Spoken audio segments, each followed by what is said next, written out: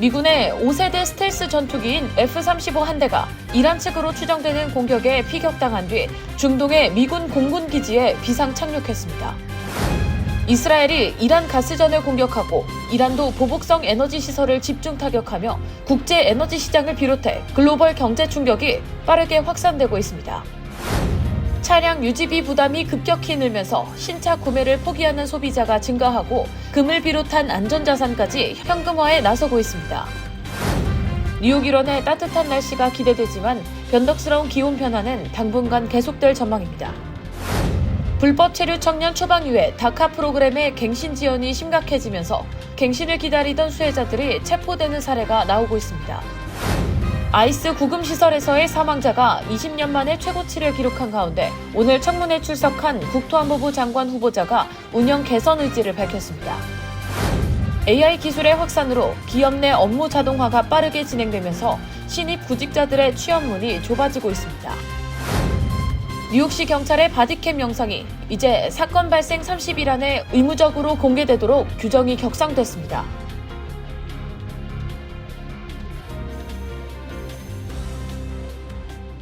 헬문스버그의 최우선의 목표는 최고의 고객 서비스를 제공하는 것입니다. 전문 세일즈팀과 함께하는 고급 쇼룸에서 여러분이 좋아하는 머세디스 벤츠 모델을 만나보실 수 있습니다. 헬문스버그와 함께라면 완벽한 차량을 찾는 데 필요한 모든 것이 준비되어 있습니다.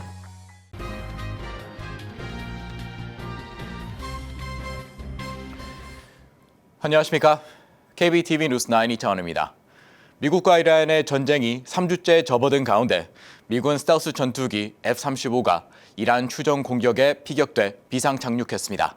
트럼프 대통령은 지상군 투입은 없다고 선을 그었지만 종전 시한도 없다고 밝혀 장기화 우려가 커지고 있습니다. 오늘의 첫 번째 소식 신영주 기자가 전해드립니다. 개전 3주째 미국과 이란의 전쟁이 새로운 국면에 접어들고 있습니다. 미군의 5세대 스텔스 전투기 F-35 한 대가 이란 상공에서 임무를 수행하던 중 이란 측 사격으로 추정되는 공격에 피격당한 뒤 중동 내 미군 기지에 비상 착륙했다고 CNN이 19일 보도했습니다. 미 중부사령부 대변인은 조종사는 안정적인 상태며 사고 경위를 조사 중이라고 밝혔습니다. CNN은 이번이 개전 이후 미국 항공기가 피격된 첫 사례가 될 수 있다고 전했습니다. 이는 헤그세스 국방장관이 같은 날 브리핑에서 이란의 방공망이 완전히 붕괴됐다고 주장한 직후 나온 소식이어서 주목됩니다. 피터 헤그세스 국방장관은 19일 전황 브리핑에서 종전 시한을 정해두지 않았다며 트럼프 대통령이 목표를 달성했다고 판단하는 시점에 종전을 결정할 것이라고 밝혔습니다. 이런 가운데 트럼프 대통령은 이날 미일 정상회담에서 어디에도 병력을 파견하지 않겠다며 지상군 투입 가능성에 선을 그었습니다. 미군은 개전 이후 이란 내 7천여 곳을 타격했으며 미군 사망자 13명, 부상자 200여 명이 발생했습니다. 한편 이란의 보복 공격으로 가장 큰 피해를 입은 아랍에미레이트는 전쟁 이후 2,000기 이상의 드론과 미사일 공격을 받았으며 공격의 80% 이상이 민간 인프라를 겨냥했습니다. 사우디 외교장관은 외무장관 회의 도중 리야드에 이란 미사일이 날아드는 상황에서 이란에 대한 신뢰가 완전히 무너졌다며 필요시 군사 대응에 나설 수 있다고 경고했습니다. 이란은 미국의 침략 인정과 피해 보상 없이는 종전이 없다는 강경한 입장을 고수하고 있습니다. 아라그치 외무장관은 호르무즈 해협도 전쟁 이전 상태로 되돌릴 수 없다고 못 박아 전쟁 장기화에 대한 우려가 높아지고 있습니다. KBTV 뉴스 신영주입니다. 이란도 보복성 에너지 시설을 집중 타격하며 국제 에너지 시장이 요동치고 있습니다. 국제 유가 급등과 LNG 공급망 붕괴, 금융시장 불안으로 이어져 글로벌 경제 충격은 빠르게 확산되고 있습니다. 보도에 김은지 기자입니다.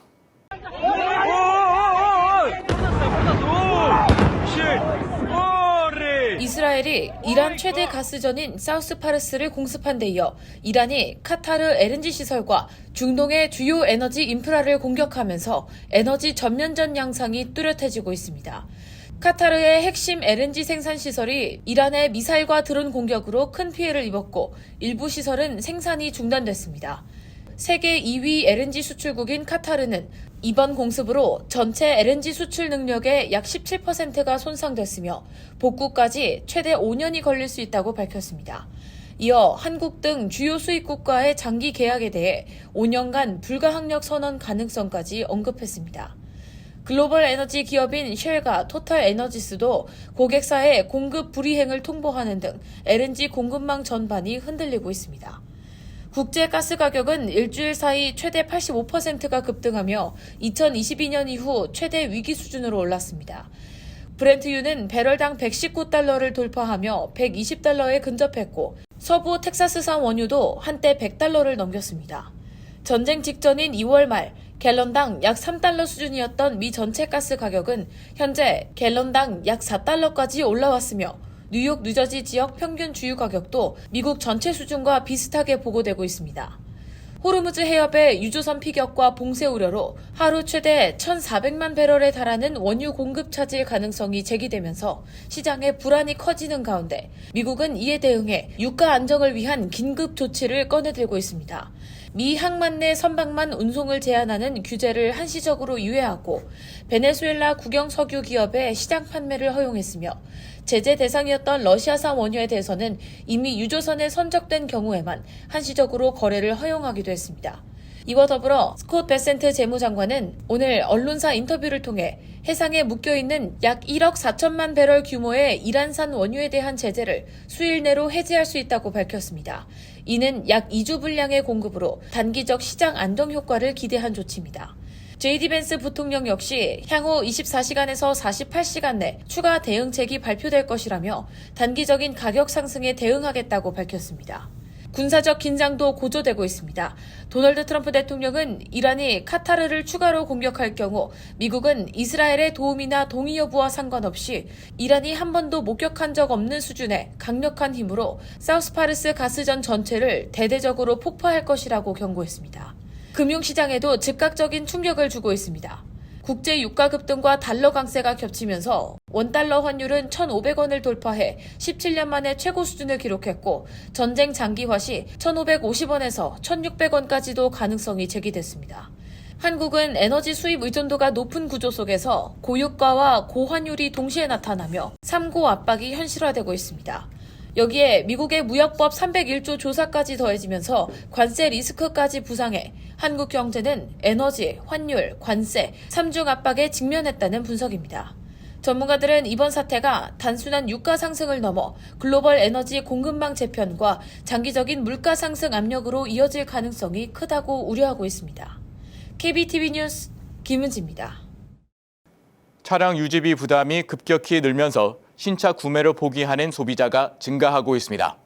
자동차 가격과 대출금리, 보험료 상승에 더해 최근 이란 전쟁과 에너지 가격 급등까지 겹치면서 금을 비롯한 안전자산까지 현금화에 나서고 있습니다. 소비자 부담과 금융시장의 불확실성이 동시에 확산하고 있다는 분석입니다. 김은지 기자의 보도입니다. 미국 내 차량 유지비 부담이 가파르게 증가하면서 일부 소비자들은 아예 자동차 소유를 포기하는 사례가 늘고 있습니다. 자동차 조사기관 에드먼즈에 따르면 올해 1월 기준 신차 평균 월 오토론 비용은 774달러로 2021년 1월 588달러에서 약 31% 상승했습니다. 특히 월 1,000달러 이상을 부담하는 소비자 비중은 20%를 넘어 역대 최고치를 기록했습니다. 차량 유지비 상승은 신차 가격 인상과 높은 대출 금리가 주요 원인으로 꼽힙니다. 연방준비제도에 따르면 60개월 기준 신차 오토론 평균 금리는 지난해 11월 7.2%에 달했으며 이는 2021년 평균 4.8% 대비 큰 폭으로 상승했습니다. 여기에 보험료, 연료비, 수리 및 정비 비용까지 포함하면 총 차량 보유 비용은 2020년 대비 약 42%가 상승한 것으로 나타났습니다. 이로 인해 일부 소비자들은 대출 잔액보다 차량 가치가 낮은 깡통차를 처분하거나 차량 교체 시기를 늦추는 등 대응을 하고 있습니다. 켈리 블루북 자료에 따르면 현재 도로 위 차량의 평균 연식은 지난해 기준 12.8년으로 2년 연속 증가 추세를 보였습니다. 또 보험 미가입 운전자 비율이 2019년 약 11%에서 2023년 15% 이상으로 증가하면서 전체 보험료 상승으로 이어지고 있습니다. 여기에 최근 중동의 지정학적 긴장과 이란 전쟁 장기화로 글로벌 유가가 상승하며 연료비 부담도 더욱 커지고 있는 실정입니다.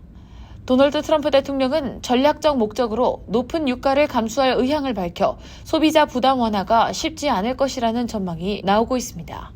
한편 글로벌 금융시장에서도 불확실성이 확대되고 있습니다. 전쟁과 인플레이션 우려가 겹치면서 금과 은 같은 전통적인 안전자산마저 투자자들이 현금화하는 현상이 나타났습니다. CNBC에 따르면 금 현물 가격은 전일 대비 2% 하락한 온스당 4,718.6달러, 은은 5% 하락한 온스당 71.53달러로 거래됐습니다. 전문가들은 금 등 안전자산도 단순한 보유 목적이 아닌 금융적 관점에서 처분되고 있으며 항공, 해상 운송 차질까지 더해 금 시장에도 타격을 줄 수 있다고 우려했습니다. 전문가들은 단기적인 비용 압박과 시장 변동성이 지속적인 부담으로 작용할 것이라고 전망했습니다.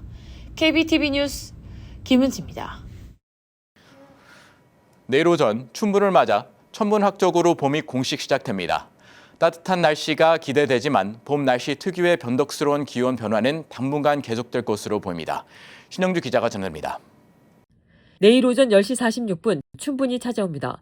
태양이 적도 바로 위에 위치하면서 낮과 밤의 길이가 거의 같아지는 시점으로 천문학적 봄의 공식 시작을 알립니다. 춘분을 기점으로 북반구는 햇빛을 더 강하게 받기 시작하면서 날씨도 빠르게 바뀝니다. 3월 20일부터 4월 1일 사이 뉴욕의 평균 최고 기온은 화씨 51도에서 55도로 4도가 오르고 4월 말에는 평균 최고 기온이 70도에 가까워집니다. 한 달 뒤면 반팔 차림이 낯설지 않을 수도 있습니다. 하지만 봄이라고 방심은 금물입니다. 어제인 수요일 센트럴파크의 최고 기온은 화씨 37도에 그쳐 이달 세 번째로 낮은 낮 기온을 기록했습니다. 지난 3월 10일 화씨 80도까지 치솟았던 것을 생각하면 불과 이틀 만에 30도대로 떨어진 셈입니다. 봄철 기온 변화가 얼마나 극적인지 잘 보여주는 사례입니다. 내일 오후부터는 구름이 늘고 저녁 무렵부터 비가 내리기 시작해 토요일 오전까지 이어질 전망입니다. 다만 기온은 화씨 50도대로 한결 따뜻해집니다. 일요일에는 화씨 60도대까지 오르며 본격적인 봄 날씨가 찾아올 것으로 보입니다. 봄이 시작됐지만 기온 변화가 큰 만큼 당분간은 날씨 변화에 주의가 필요합니다. KBTV 뉴스 신영주입니다. 불법 체류 청년 추방유예 다카 프로그램의 갱신 지연이 심각해지면서 갱신을 기다리던 수혜자들이 체포되는 사례까지 나오고 있습니다. 민주당 연방 상원의원들은 갱신 처리 지연이 수혜자들을 구금과 추방 위험에 내몰고 있다며 국토안보부에 즉각적인 처리 속도 개선을 촉구했습니다. 신영주 기자가 전해드립니다. 갱신 신청서를 제출해놓고 처리를 기다리는 사이 다카 수혜자들이 이민당국에 잇따라 체포되고 있습니다. 다카는 2012년 오바마 행정부가 도입한 프로그램으로 어릴 때 미국에 들어온 불법 체류 청년들의 추방을 2년 단위로 유예해줍니다. 그런데 갱신 처리가 크게 밀리면서 보호 자격이 끊기는 공백이 생기고 그 사이 체포되는 사례가 속출하고 있습니다. 연방이민서비스국에 따르면 지난해 4월에서 6월 사이 갱신 신청 계류 건수는 2만 7천여 건에 달했으며 갱신 신청이 계류 중인 수혜자 가운데 최소 4명이 이민세관 단속국 아이스에 체포된 것으로 파악됐습니다. 이에 딕 더빈, 캐서린 코르테스 마스토 의원 등 민주당 소속 연방 상원의원 39명은 지난 17일 국토안보부와 연방이민서비스국에 서한을 보냈습니다. 의원들은 갱신이 처리되기 전 자격이 만료될 경우 수혜자들이 구금과 추방 위험에 노출된다고 지적하며 갱신 처리 속도를 높일 것을 촉구했습니다. 한편 국토안보부가 의회에 제출한 체포 추방 수치는 자료에 따라 엇갈립니다. 하원에 제출한 자료에서는 지난해 1월부터 9월까지 수혜자 270명이 체포되고 174명이 추방됐다고 밝혔지만 더빈 상원의원에게 보낸 서한에서는 같은 해 1월부터 11월까지 261명이 체포되고 86명이 추방됐다고 보고했습니다. 더 긴 시간을 다뤘음에도 수치가 오히려 낮아 의원들은 이를 심각한 오류이거나 의도적인 오도라고 강하게 비판했습니다. 국토안보부는 체포된 수혜자 가운데 92%가 범죄 이력이 있다고 주장했지만 구체적인 내용은 공개하지 않았습니다. 민주당 의원들은 다카 수혜자는 갱신 때마다 엄격한 신원조회를 거친다는 점을 들어 이 주장에 강하게 의문을 제기했습니다. KBTV 뉴스 신영주입니다. 이민세관 단속국 아이스 구금 시설에서의 사망자가 20년 만에 최고치를 기록한 가운데 미군에 협력했던 애프가니스탄 난민이 구금 중 숨졌습니다. 아이스 운영 방식을 둘러싼 논란이 커지는 상황에서 신임 국토안보부 장관 후보자도 개선 의지를 밝혔습니다. 김은지 기자가 전해드립니다. 지난 13일 텍사스주에 사는 나시르 파티아왈은 아이스에 체포된 형이 몸이 좋지 않다는 연락을 받았습니다. 담당 요원에게 도움을 요청했지만 간호사가 있으니 걱정 말라는 말과 함께 전화가 끊겼습니다.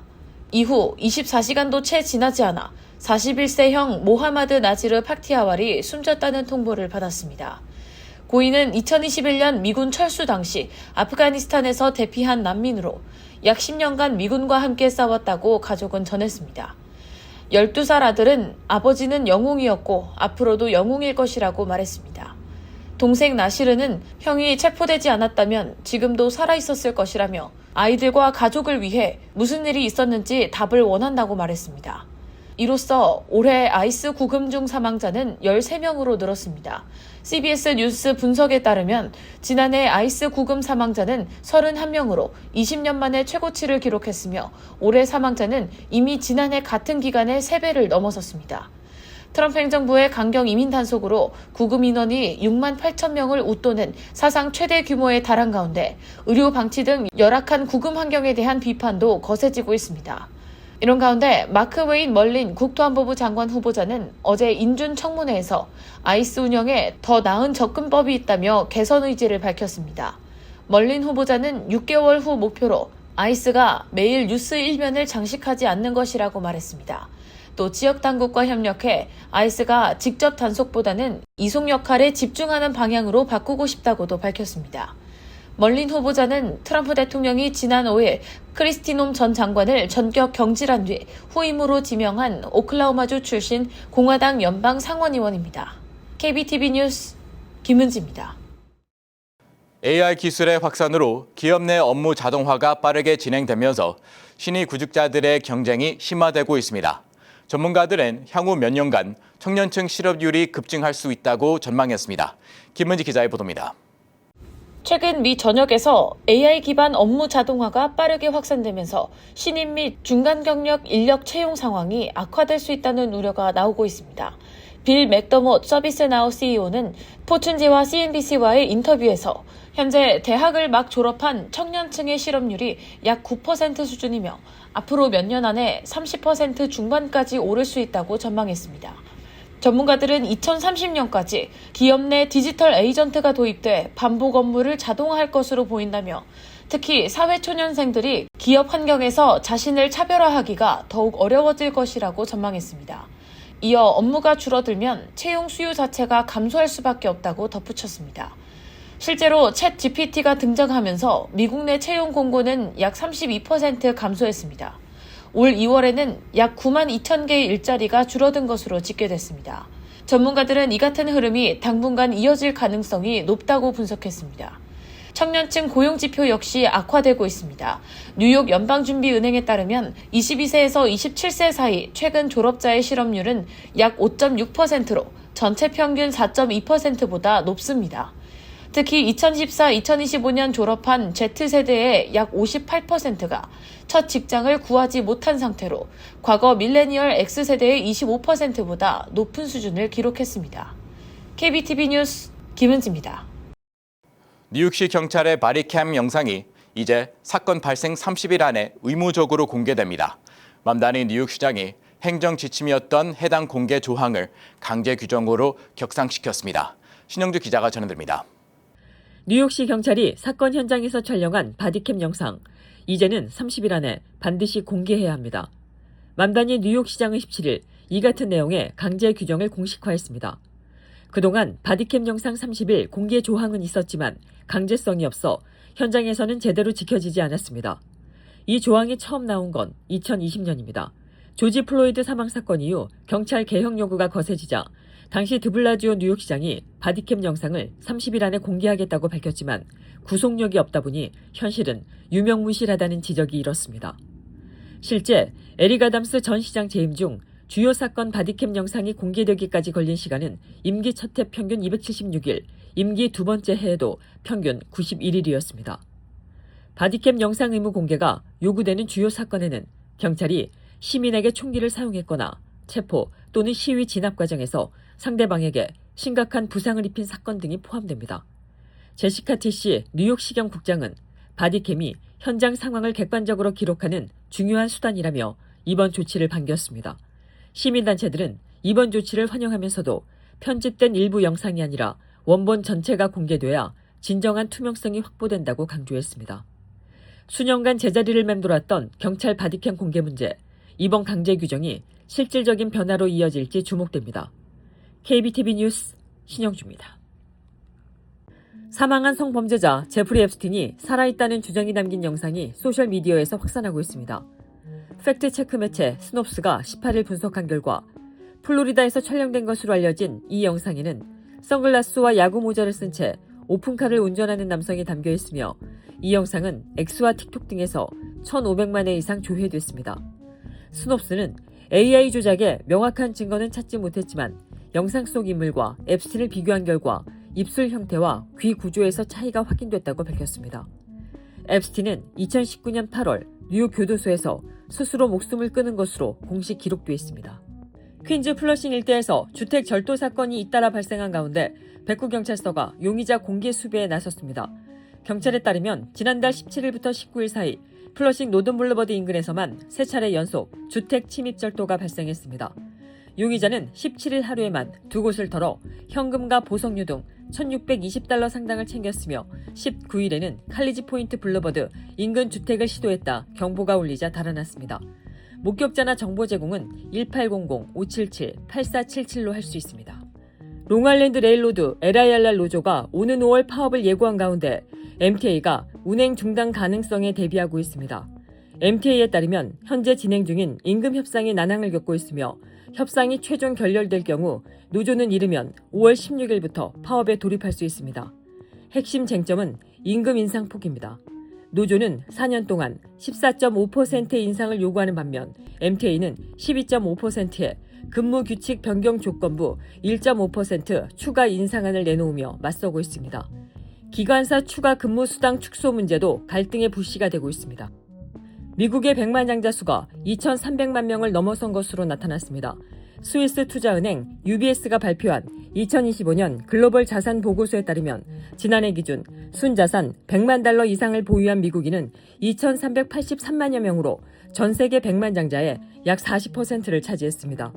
이는 전년보다 37만 9천 명 늘어난 수치로 하루 평균 1,000명 이상이 새로 백만장자 대열에 합류한 셈입니다.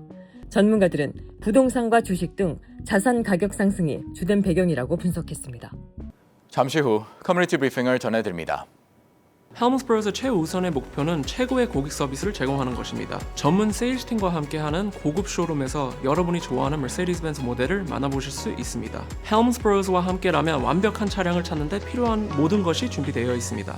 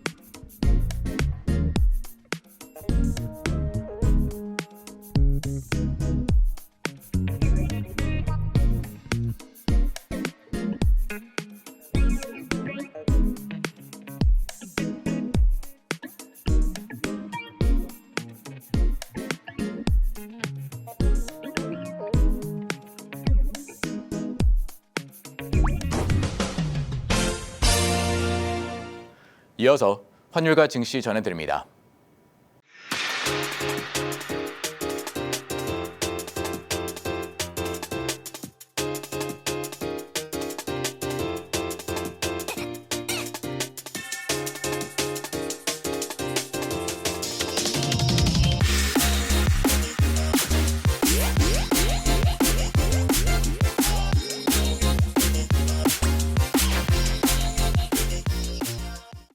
잠시 후 뉴욕과 뉴저지 날씨 전해드립니다.